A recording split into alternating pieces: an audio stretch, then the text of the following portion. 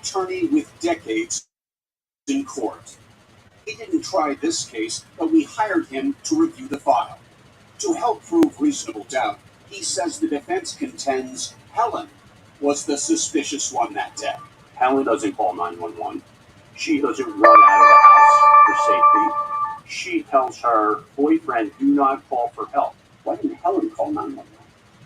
That is one of the pieces to the puzzle that we'll never have. That's a question that came up during the trial. Why didn't she just leave? Why didn't she call 911? We don't know.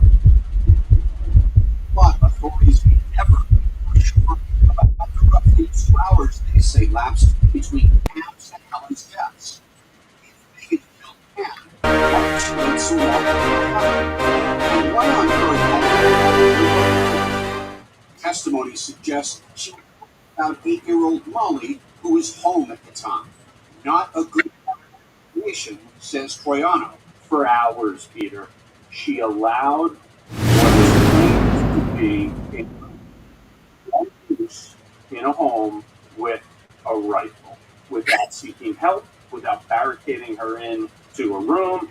Says Helen's body showed no definitive signs of a life and death struggle. Why wouldn't she have fought back? And how credible? Troiano says the defense wants the jury to believe what may not be credible at all. Her sister, Ashley. Her story has changed. When she'd spoken to investigators soon after the shooting, Ashley told them in emotional turmoil. I know my sister was depressed. Did you ever talk about hurting herself? Yeah. But once on the stand, Ashley testified remember her saying that. She says 150 times thereabouts that she doesn't remember certain things.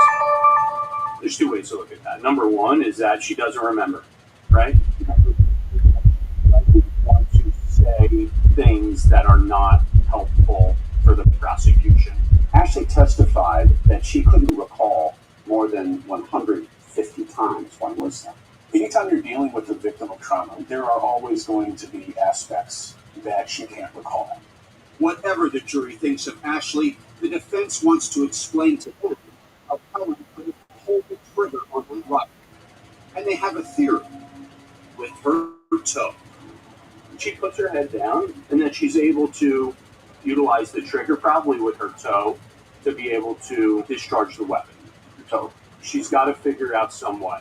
And the critical question is, could it have been done?